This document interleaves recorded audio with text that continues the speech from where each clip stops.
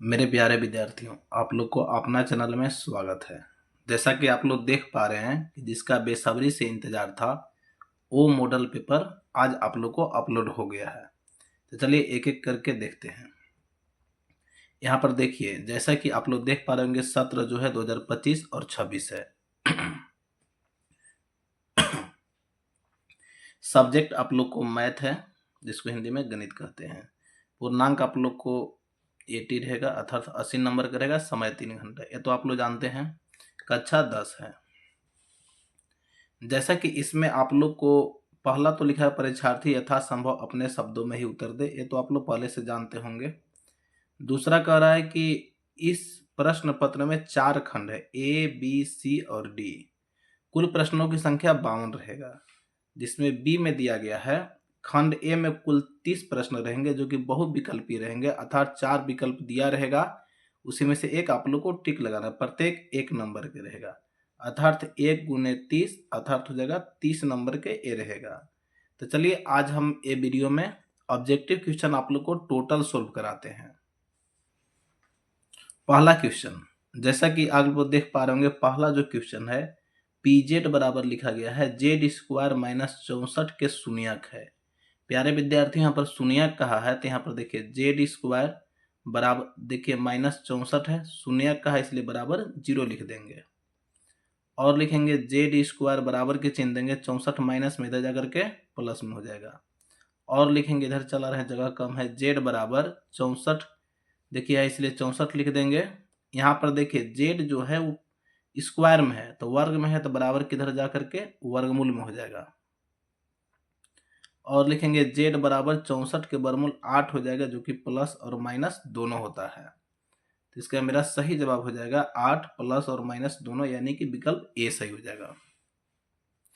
Question number दूसरा, दो कह रहा है प्यारे विद्यार्थियों कि दिए गए बिंदुओं पी क्यू आर में से कौन बिंदु x को प्रतिच्छेदित करता है। तो देखिए x को प्रतिच्छेदित करेगा प्यारे विद्यार्थियों, तो y के मान 0 हो जाएगा। y के मान क्या हो जाएगा 0, तो y के मान 0 q में भी है, और यहाँ पर जैसा कि आप लोग जानते हैं कि फर्स्ट ला x के मान होता है, इधर ला y के मान, तो y के मान 0 इसमें भी है, y के मान 0 इसमें भी है, अर्थात p q और r दोनों हो जाएगा। तो q और r अर्थात विकल्प डी सही हो जाएगा। क्वेश्चन नंबर 3, तीसरा कह रहा है प्यारे विद्यार्थियों कि दो सम परिमेय संख्याओं के बीच कम से कम कितनी विषम संख्या हो सकती है। जैसे कि मान के चलो 2 हो गया, फिर अगला 4 हो जाएगा, तो इसके बीच में मान के चलो 3, तो 1 हो जाएगा। चाहे मान के चलो 4 और 6 लेते हैं, तो इसके बीच में 5 होता है, तो एक विषम परिमेय संख्या हो सकता है, अर्थात विकल्प ए सही हो जाएगा। 4 कह रहा है कि दो क्रमिक विषम संख्याओं का एसीएफ अर्थात मौसक क्या होगा। तो विषम संख्या जैसे कि मान के चलो हो गया 3 हो जाएगा और 5 हो जाएगा, तो 3 और 5 के जो मौसक अर्थात महत्तम, दोनों में कॉमन कुछ नहीं निकलता है, तो इसका कॉमन 1 लेते हैं, अर्थात महत्तम समापवर्तक अर्थात मौसक हो जाएगा 1। क्वेश्चन नंबर 5 कह रहा है कि दो चरों y और z में रैखिक समीकरण ay जोड़ bz जोड़ c बराबर 0 में कितने अधिकतम हल संभव है। तो अधिकतम हल इसमें हो जाएगा y और z का कहा है, तो इसमें हो जाएगा अनगिनत, अर्थात सी हो जाएगा। क्वेश्चन नंबर 6 कह रहा है प्यारे विद्यार्थियों कि संगत समीकरण युग्म द्वारा निरूपित रेखाएं कैसी होती है। तो संगत समीकरण युग्म द्वारा निरूपित रेखाएं जो होता है प्यारे विद्यार्थियों प्रतिच्छेदी होती है। क्वेश्चन नंबर 7 कह रहा है कि एक्स स्क्वायर माइनस 5x जोड़ 6 बराबर 0 का मूल है। प्यारे विद्यार्थियों, मूल ज्ञात करने के लिए जो सूत्र बतलाए थे कि d का मान निकालिए, तो लास्ट में x का मान निकालिए, जो x बराबर सूत्र लिख करके लिखते थे, तो वैसे नहीं बनाना है, क्योंकि इसमें मात्र 1 नंबर मिलना है। तो चलिए यहाँ पर देखिए, सोल्व करके देखते हैं कि कौन सा मान रखेंगे कि यहाँ पर देखिए मूल 0 हो जाएगा। अगर 0 रखते हैं प्यारे विद्यार्थियों, तो a तो 0 हो जाएगा, a भी 0 हो जाएगा, 6 मेरा बच जाएगा, जो कि 0 नहीं होगा। 3 रखते हैं, तो 3 रखेंगे, तो 3 की स्क्वायर करेंगे तो 9 हो जाएगा, माइनस 3 5 15 हो जाएगा, जोड़ यहाँ 6 है, तो यहाँ पर देखिए 9 और 6 15, 15 में से 15 जाएगा तो 0, अर्थात 20 सही हो जाएगा। अगला देखते हैं 2 रख के, 2 रखेंगे प्यारे विद्यार्थियों, तो 2 दूना के 4 हो जाएगा। चलिए अगर 2 रखते हैं तो 2 दूना के 4 हो जाएगा, माइनस के चिन्ह, फिर यहाँ देखिए 2 से 5 में गुना करेंगे, 2 पचे 10 हो जाएगा, जोड़ 6 इसलिए 6, 6 4 10, अर्थात 10 में से 10 जगह 0, अर्थात आप लोग को बी और सी दोनों सही हो जाएगा, तो विकल्प डी सही हो गया। क्वेश्चन नंबर 8 कह रहा है प्यारे विद्यार्थियों कि दो लगातार विषम धनात्मक पूर्णांक ज्ञात कीजिए जिनके वर्गों का योग 202 है। वर्गों का योग कितना है? 202 है। तो 15 की स्क्वायर करते हैं तो 15 15 यहाँ 225, तो ये तो 200 से ज्यादा हो गया। चलिए ए करते हैं। 9 की स्क्वायर करेंगे तो 9 9 81, 11 की स्क्वायर करेंगे तो 11 11 121, 202 अर्थात 202 मेरा विकल्प बी में हो जाएगा। क्वेश्चन नंबर 9 कह रहा है कि निम्नलिखित में कौन एपी नहीं है? एपी नहीं है तो पहले चेक करें कौन कौन एपी है। तो यहाँ पर 2 है, 2 में 2 जुड़े तो 4, 4 और 2 6, 6 और 2 8, तो सब में 2 का अंतर है तो एपी है। क्वेश्चन नंबर बी कह रहा है कि यहाँ पर देखिए 1 है और 9 है, इसमें 7 जोड़े तो 8 जोड़ेंगे तो 8 और 1 9, फिर 9 और 8 17, ये भी है। यहाँ पर देखिए 10, यहाँ 6 है तो 4 कम है, 10 में से 4 घटाए तो 6, 6 में से 4 घटाएंगे तो 2, यहाँ पर तो ये भी है। यहाँ पर देखिए 1 है, यहाँ 4 है, तो 1 में 3 जुड़े तो 4 आया, फिर 4 में 3 जुड़ेंगे तो यहाँ 7 आएगा, जो कि यहाँ पर 9 दे रहे थे। यही वाला विकल्प नहीं वाला पूछा था, इसलिए विकल्प डी सही हो जाएगा। क्वेश्चन नंबर 10 कह रहा है कि 1, 4, 7, 10 डॉट डॉट डॉट के 28वें पद है। प्यारे विद्यार्थियों इसमें सोल्व करना पड़ेगा। ए का मान देखिए 1 हो जाएगा, डी का मान दूसरा में से पहला घटाते हैं तो 4 में से 1 घटाएंगे तो 3 होगा। 28वां पद कहा है, कितना कहा है? 28वां पद। 28वां पद कह रहा है ए 28, यहाँ पर बराबर के चिन्ह देंगे, ए प्लस हो जाएगा 27 डी, फिर बराबर के चिन्ह देंगे, जैसा कि ए का मान यहाँ पर 1 है तो 1 जोड़ 27 गुने डी के मान 3, बराबर के चिन्ह देंगे, 1 जोड़ 3 सत्ते 21 के 1 हासिल 2, 3 दूना के 6 2 8, 81, अभी कितना हो जाएगा? 82, तो मेरा राइट सही हो जाएगा 82 यानी 82, विकल्प सी। क्वेश्चन नंबर 11 कह रहा है कि दो समरूप त्रिभुजों के क्षेत्रफलों का अनुपात 16:81 है, तो इनकी संगत भुजाओं का अनुपात क्या होगा? ये फिलहाल ही आप लोग को बतलाए थे कि जब भुजा दे रहेगा क्षेत्रफल पूछेगा तो दोनों को स्क्वायर कर देना है, और अगर क्षेत्रफल दे रहेगा भुजा पूछेगा तो दोनों के वर्गमूल निकाल देना है। 16 फिर 81 है तो 16 के वर्गमूल 4 हो जाएगा, 81 के वर्गमूल 9 हो जाएगा, अर्थात 4:9, विकल्प सी सही हो जाएगा। क्वेश्चन नंबर 12 कह रहा है कि सम चतुर्भुज के विकर्ण 12 सेंटीमीटर और 16 सेंटीमीटर है, इसकी प्रत्येक भुजा की लंबाई क्या होगी? तो देखिए सम चतुर्भुज का विकर्ण दिया गया है, जैसे कि मान के चलिए विकर्ण ए वाला दिल है और ए वाला दिल है। ए के 12 है तो 12 का दिया तो 6 हो जाएगा, फिर 16 का दिया 8 हो जाएगा। अब ए वाला पूछा है तो दोनों की स्क्वायर करके जोड़ देंगे तो 8 के तो 8 28 64, 6 से 6 36 जोड़ देंगे तो आ जाएगा 100 का वर्गमूल हो जाएगा 10, अर्थात विकल्प सी सही हो जाएगा। क्वेश्चन नंबर 13 कह रहा है कि दो अक्षों के प्रतिच्छेदी बिंदु को क्या कहते हैं? तो दो गो अक्ष, एक्स अक्ष मान के चलो ए वाला है और ए वाला वाई अक्ष है, तो एक्स अक्ष और वाई अक्ष जहां पर प्रतिच्छेद करता है, इसको पहले भी बतलाया है, इसको मूल बिंदु कहते हैं।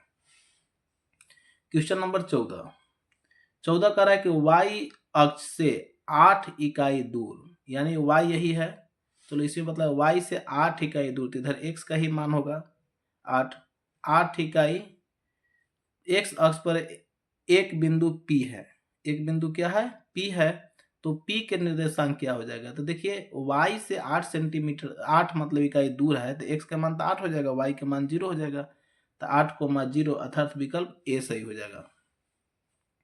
क्वेश्चन नंबर 15 कह रहा है कि cos a बराबर 3/5, तो sec a का मान क्या होगा?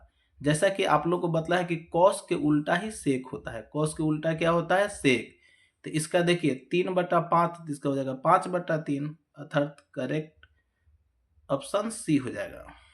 क्वेश्चन नंबर 16 कह रहा है कि sec a जो tan a into 1 - sin a बराबर होगा, तो ये तो सोल्व करना पड़ेगा। सेक सेक के बराबर सूत्र होता है 1/cos a plus tan a बराबर सूत्र होता है sin a बटा में हो जाएगा cos a। यहाँ पर देखिए 1 माइनस साइन ए है तो 1 माइनस साइन ए हो जाएगा। अब देखिए बराबर के चिन्ह देंगे, cos को उसका लघुत्तम निकालेंगे तो ये हो जाएगा cos a। 1 प्लस साइन ए यहाँ भी है, 1 प्लस है, इसको थोड़ा शॉर्ट कर दे रहे हैं क्योंकि जगह कम है। देखिए एक के चीज हो जाएगा 1 प्लस साइन ए, यहाँ हो जाएगा, यहाँ पर हो जाएगा 1 माइनस साइन ए। तो यहाँ पर समझिएगा जगह कम है इसलिए इधर आ रहे हैं। देखिए एक ही चीज है, प्लस में एक और माइनस में, तो 1 की स्क्वायर माइनस हो जाएगा साइन स्क्वायर ए बटा में cos a।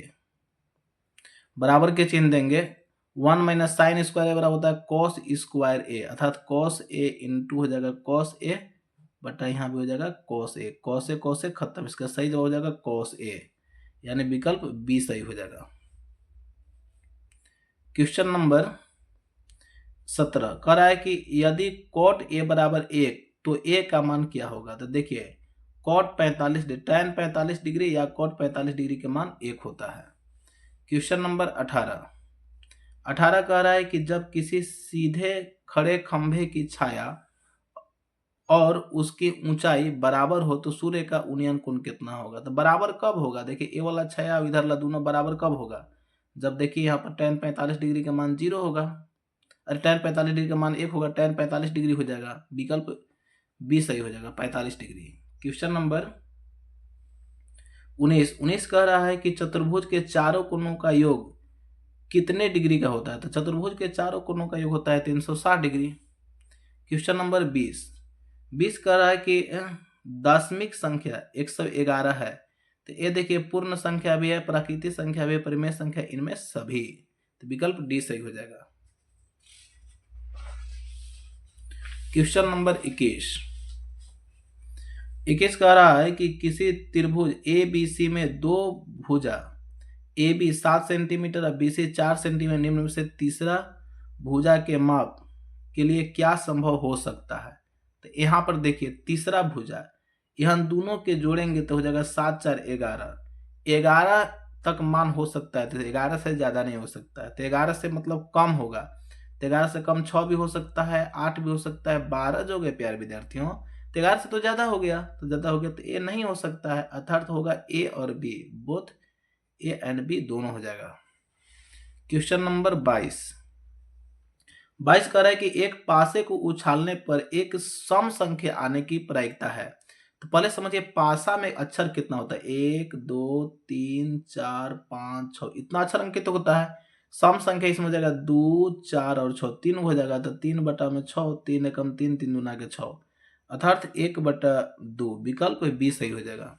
क्वेश्चन नंबर 23 कह रहा है कि निश्चित होने वाली घटना की प्रायिकता क्या होगा। तो जो घटना घटित होता है उसको निश्चित घटना, इसका मान 1 होता है। क्वेश्चन नंबर 24 कह रहा है कि एक पासा को उछाला जाता है तो 3 के गुणक संख्या आने की प्रायिकता क्या होगी।